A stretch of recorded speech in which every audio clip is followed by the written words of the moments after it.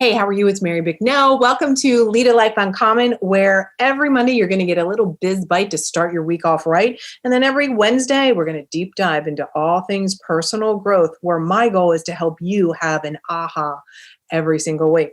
You know, this podcast is for you, for the woman who's the go-getter, who knows there's more inside. And you know what? You're ready to smash through that self-imposed glass ceiling so you can finally see what you're made of. Ready? Let's go. Hey, gorgeous. So happy that you're here. Today's part 4 of the series on being bold. And we're going to talk about deciding you'll love the decision no matter what. No matter what. I know that sounds like a big ask, and it's okay. So as a reminder, BOLD stands for being a brave, outgoing leader, deciding to, you fill in the blank. You fill in your own blank. It could be obviously deciding to lead a life uncommon, to make $1 million, to work 3 days a week, to lose those 20 pounds, that leave that less than great marriage, build a business, quit a job. You know, each of those previous 3 episodes have led you to today with the D as in bold. And that's all about deciding, making a decision. And here's the ticket. Trusting what you have decided or what you decide is the right thing. That's the challenge, right?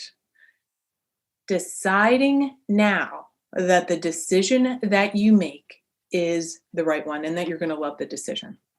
You know, I've been personally working on this like really hard for a while because I have a tendency to kind of overthink things. Wonder if I could have, if I would have done X, Y, and Z instead of A, B, C. And I have to consciously choose to go back to my philosophy of whatever the decision was, Mary, I made the right one. And I can think that thought and love that decision. Here's the thing, until I need to make a new decision. Let me say that again, because I know I get pushback with this. Here's the deal. Making a decision now that you're going to love whatever decision you make in the future. And that it's going to be the right decision until you need to make a different decision. Why does that allow you to move forward? That's what we're going to talk about today. So right now, I've made the decision that even though it's bittersweet that River's going to be moving out in a few years and go to college, that the decision is I'm happy. I'm happy for her. Now, that doesn't negate the fact that I'm going to miss hearing her, putz around the house. Or here's the truth. This is what's funny, what's happening right now that I'm even speaking about this. This is cracking me up. So it's around 10 o'clock in the morning. It's still summertime. I've been in my office for 2 hours and River's alarm has been going off for like 2 hours, like every 20 minutes, like ding, ding, ding. And then her other alarms. And it's so ironic that my example today for you is about the bittersweetness of my daughter eventually going away to college, when today, in full transparency, her alarm going off has been kind of annoying me. I just went in there. I'm like, I'm getting ready to do this podcast. You got to turn it off, blah, blah, blah. I love how the universe gives these lessons slammed right into my face, the irony. So I've made that decision that River will always need me. You know, some moms, they're like, when my kid goes away to college, they're never going to need me. I really miss them being small, blah, blah, blah, all that. It's not that I won't ever look back and think, those were fun times when River was small. I love today. I love now. And I've decided that the best is yet to come in our relationship. The best is yet to come in our relationship. And it's going to be a crying day in the Bicknell household when my daughter goes off to college. And the decision is that those conversations that we are having now at 15 are amazing. And the ones when she goes to college and she gets married and will be amazing and fascinating. And I love how she thinks. I've decided on purpose to love the transformation of our relationship. And if I didn't make that decision to love the transformation, I'd miss out on the good that's happening right now. So many times people miss out on the good that they could have right this very minute because they're in that screwed up, like, what if I would have made a better decision? What if, what if that? No. What if the decision is the best decision? And I love the decision that I've made that, oh my God, even if it's a little bittersweet, I'm loving that it's going to be better than ever. Oh God, even me saying that, I know you can hear the inflection change in my voice, because saying it inspires me and lights me up and makes me so like on fire about what's to come. Isn't that a much better place to be in the like, oh, I wish she was little again. I wish that she could live with me forever, which that sounds like, well, that's not good, right? That's not really healthy. So it's the same thing when I decide on any goal, right? I decide the choice I make to meet the goal is the right one until proven otherwise. Until proven otherwise. This gives me and gives you the freedom to make a different decision down the road. I'm not saying by telling you decide you'll love the decision no matter what. I'm saying that you can't change it, you can't modify it. But right now you got to go into, I'm going to love this decision no matter what. I've decided that. I've decided to trust myself. There's a subtlety to this that sometimes gets lost. And so I'm going to give you a lot of variety of ways to look at this. Here's how I start though. I have to constantly remind myself that I can trust my gut, that the decisions I make are sound, and that I'm 100% available to growth. Here's the deal. You get to decide. I want you to do this. Take a deep breath in. Decide right now that you'll love the decisions you make in the future. Yes. Yes. Do it right now. I know some of you are like, I don't really know. I don't know. Yes. Decide on purpose right now that you will trust the decisions that you make will be the right decision. Why is this so critical? If you want something different in your life or in your business or in your body or in your relationships, you got to do something different, period. Like that's like the truth. Now, granted, you may not know what to do differently, but you must do things differently. So part of the very first step in doing things differently is thinking differently. And when you're deciding on purpose that you'll love your decisions, that you will trust yourself, that's the first step in thinking differently. Because I know if you're like most people, and certainly most of my clients, that consciously thinking I can trust my decisions is something they have to work on. It doesn't come naturally to them. So how do you do this? Well, if you have a tendency to overthink, you may procrastinate, even on making a decision, right? Raise your hand if you've ever procrastinated about some kind of decision. I want you to become aware that procrastination is actually a decision that you're making to stay stuck. You know, often women are like, I'm stuck, Mary. I don't know what to do. Or, which by the way, I don't believe. Okay. So, or they say, I just can't decide. Here's what I want to tell you. You're lying to yourself. It's actually them lying to themselves, because when you don't decide, someone else will. So in truth, you've decided, due to your indecision, to allow someone else to control your life, to control your destiny, to control your results, your relationships. And women have been taught this really from a young age. Like ask all your friends. Ask everybody else. Get feedback, or allow the man to make the decisions, or fall into the patriarchy and give into it. Not staking your flag in the ground, making this is what I'm deciding. This is what I'm doing. This is the result I want. This is the goal. This is my desire. This is what I choose. This is who I am. Because we don't want to offend people. Most people are not willing to, all right, I tease my clients this. I'm like, run naked through the streets with what you believe in, right? What are your core values? Who are you? Are you willing to stand up for your mission? And your mission is a variety of things. Your mission with your business, your mission with how you want to be in the world, what the kind of mom you want to be. Like, are you willing to take a chance on being all in on yourself? See, when you don't decide, you've allowed the other person to be in control of you. Okay. How does that sit with you? Because when you don't decide, it puts you into a victim state. So, you know what? Here's a little push, a little twist to it all, right? A goal or a desire or a result that you want that you currently don't have means you're going to experience some growth. Here's the easy way I want you to think about it. First, right? Like you're going to love the decision no matter what. You've decided, I'm going to trust myself. And you're also going to decide that, you know what? Going after what I want means I'm going to have to grow because otherwise you'd obviously have it already. Well, growth is a little risky. Our brain is like, oh my God, don't grow.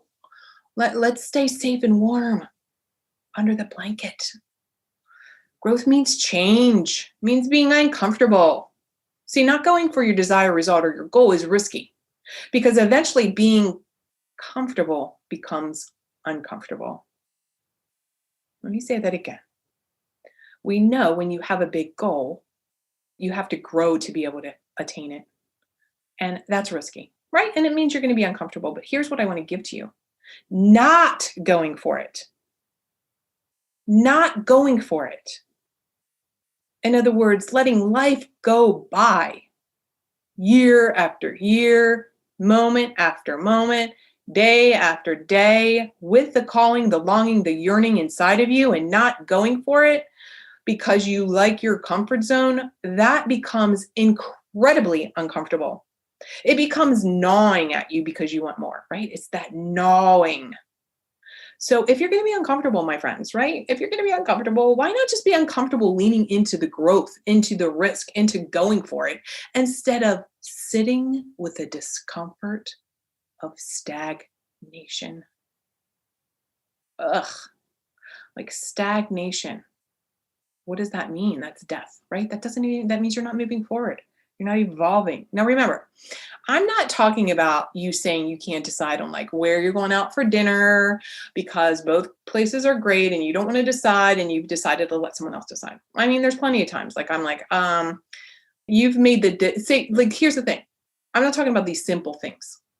I'm talking about the big stuff, the like game-changing kind of things, the desires of your heart and soul, the dreams, the goals, the results that you want. I'm not talking about like, you know what, I can't really decide on what we want for dinner tonight. You guys decide. Because you know what, you've really made the decision that whatever they decide is cool. They want Mexican, great. They want tacos, great. They want to go out for Chinese, great. Like you've decided you're good, right? You've decided that whatever the decision is, you're gonna love it. You're all good. Feel the difference? See, you're brilliant and you can make what you want happen. And so I want you to really start thinking about how can I claim it? How can I say it? What do you want, my friends? What do you want? What do you want? Are you honest with yourself? We talked about bravery. Are you brave enough to say what you want? And maybe you do need to say what you want for dinner. I don't know. But you might also need to say what you want out of a relationship, what you want out of your business, what you want with your clients. I'm going to invite you right now to decide to choose not to be stuck. You got to choose it. You know, stuck is different than settling, guys, also. Stuck is different than I'm settling in for a moment and I'm evaluating things. See, when people say they're stuck, they really don't know which way to turn. That's far different. Then there's moments in time. And we actually talked about this. I believe this was one of the very first podcasts. We talked about stuckness. There's moments when you're riding things out. You're at a plateau and it's a plateau you're good with. There's times where you make a decision, you're hitting a goal, and you need to be repetitive with that goal, with the action steps, so that it becomes more automated, it becomes more habituated. And that's totally different. That being settled, evaluating, that's completely different than being in a place of like, I don't know which way to turn. I'm asking you, decide right now, whatever way you turn is going to be the right way until it's not. You have to be fully ready to step into the leader in your life, which means taking the responsibilities for the results that you have. And I've said this again, and this is going to be an overriding theme with all of the things about leading a life uncommon, is that taking responsibility is much more freeing than you think.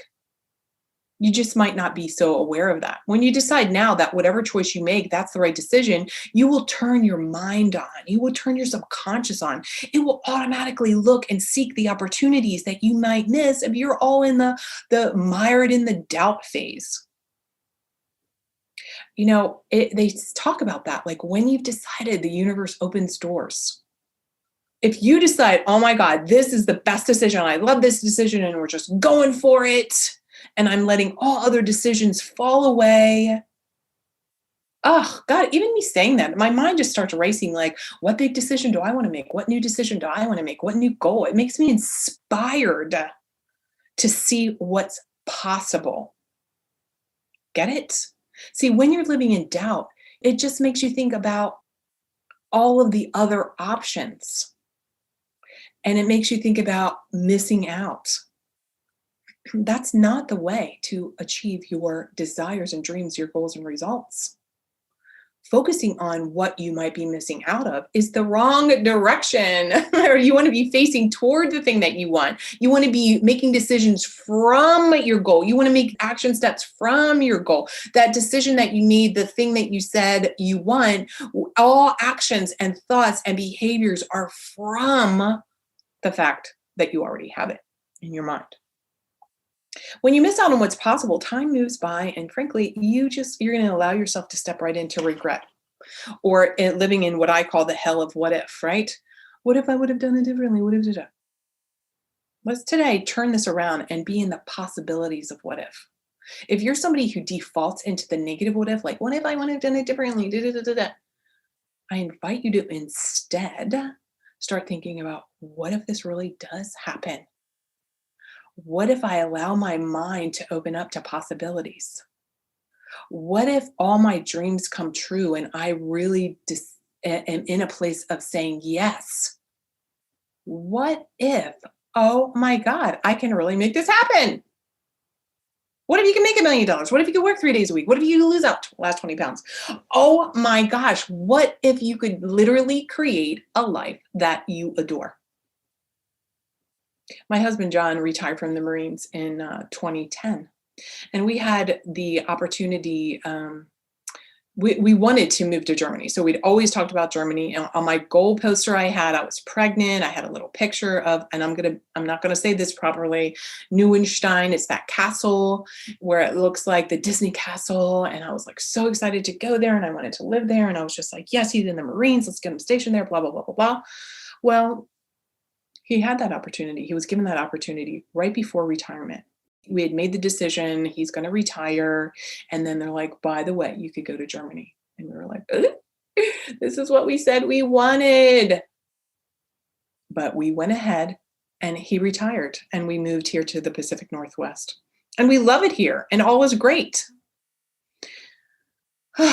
And then listen to this. A few years later, he was given another opportunity to get a job in Germany. Well, by this time, River was in like second or third grade, and we turned it down. So think about this, twice, 2 times. For years, I've wanted to go back to Germany. For 2 times, we had the opportunity to live there.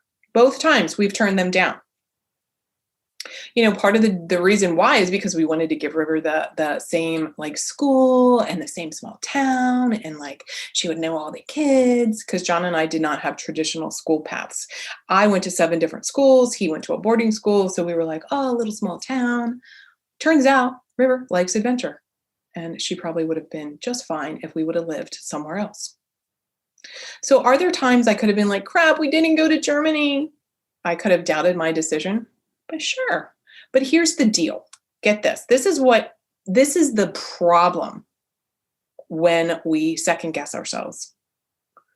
What good would that do except make me feel like the amazing life I have is not good enough? Oh my God. I mean, think about it. This is the truth. If we would have gone, our life would have been different, but not necessarily better.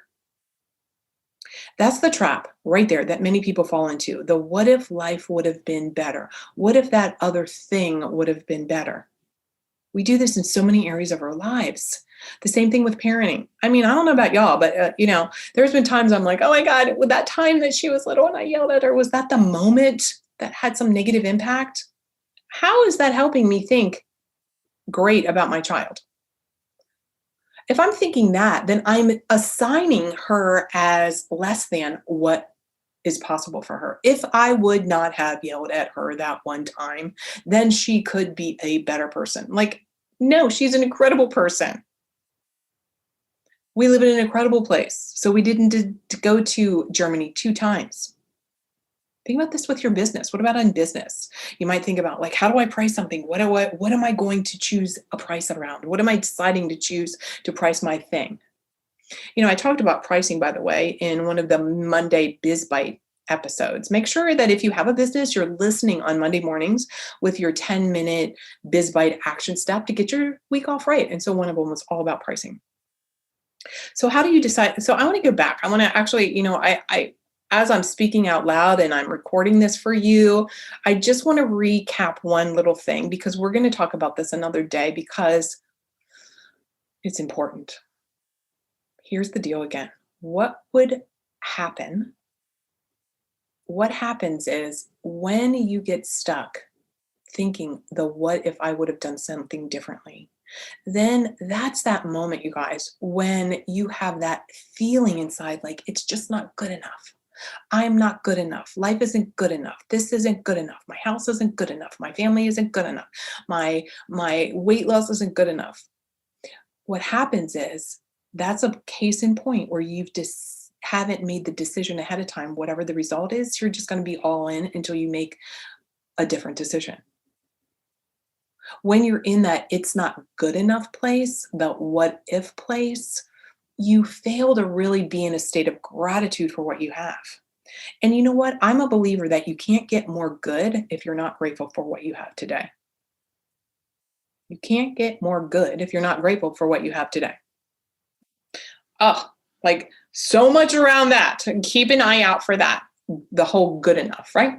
So how do you decide on purpose that you're going to love your decision? So first, what are the results that you want? Again, what is it that you want? And really, when are you going to claim what you want? And you're going to say it and you're going to be like, this is it. This is what I want. I want you to think about the possibilities to achieve it. Then I want you to think about what kind of woman, here's where the rubber hits the road or whatever all those sayings are like that. What kind of woman do you need to be in order to do the work to have the result that you want? Like, let's stop BSing ourselves. Remember what I said, growth is uncomfortable. If you want something different, then you need to be a different person in order to have it. Does that mean you're not good enough? You're beautifully, wonderful, wonderfully good enough right now how you are. And yet, there's probably things you need to change and grow so that you can get the result that you want. Or you'd already have the result. I mean, like you've heard me say it before, like let's remove the emotion and think about it a little bit logically. If you want a different result, you can't keep showing up the way you've been showing up. That's just not going to work. What do you need to think to get you inspired and committed and motivated? So you probably have a list of things that you could do to achieve the result, right? And write all those things down. Write them all down. Let's say you want to run a marathon. What are all the things that need to happen in order for you to successfully hit whatever that is? 26 miles? I don't know, y'all. I don't know. Somebody tell me. What is it, 26 miles? I don't know. Whatever it is. What are all the things you need to do? But first, you need to decide that the things that you put into action and that you stick with until you achieve the goal, until you pivot, or until you update the to-do list or the things to accomplish your results list, you need to update your thinking, your mindset so that you can have what you want until you need to pivot. So decide you're going to be open to having what you want. First, I want to really stop for a second and support you in this. Are you open to what you really want? Sometimes we say we want something because it sounds good, but it's not what you really want. It's not what you really want. Let me give you an example. Sometimes women say like, I want to have a big family, but inside they're like, hell no, I don't want a bunch of kids. But they've been programmed that way, right? We've been conditioned. Sometimes people talk about like, I want to have a $1 million business, a $10 million business. Do you really? You can decide to love that decision until you make a different decision. Honestly, that was me. I'm going to be transparent. There was a time I was like, I want a $10 million a year business. Of course I do. That was partly because I was like, I love a big ass goal. I was all in doing all the things. And then I made a different decision. I realized, you know what? I don't want a lot of team members. I don't want to know all about W-2s and workman's comp. I don't want all of those things. What I want is to work 3 days a week and still live in 2 houses and fly first class and all like those things. And I don't need a $10 million a year business to do that, you guys. It's funny too. With business clients, I tease, right? It's kind of funny. I tease. It's like, it's okay. It's okay. You don't have to have $1 million a year business. That doesn't mean you're lazy. That you just want to crank out a couple $100,000 working a couple days a week. Like that's good. So decide what you really want. Maybe you don't like the town that you live in. Where do you want to move? Decide right now that you're going to take the time needed to be the woman who can trust herself. Decide now that you'll acknowledge your other decisions, that you are 100% responsible for them, and think about what was the process you took to decide. Or was there no forethought? See, sometimes you think you just got stuck or that I'm doing air quotes here, it just happened. I want to challenge you to think about that's not the case. Now, I know that there's crappy stuff that happened to you. I know, of course. There's crappy stuff that happened to me, all of which is out of my control. But at the end of the day, we have to make a decision on how we want to handle the problem or get the problem or set a new goal so that we have a different result around that problem. We can talk about we had things happen to us. There's no denying this. And you can either sit with that or you can say, I want something different. Who do you need to be as a woman to say, I want something different?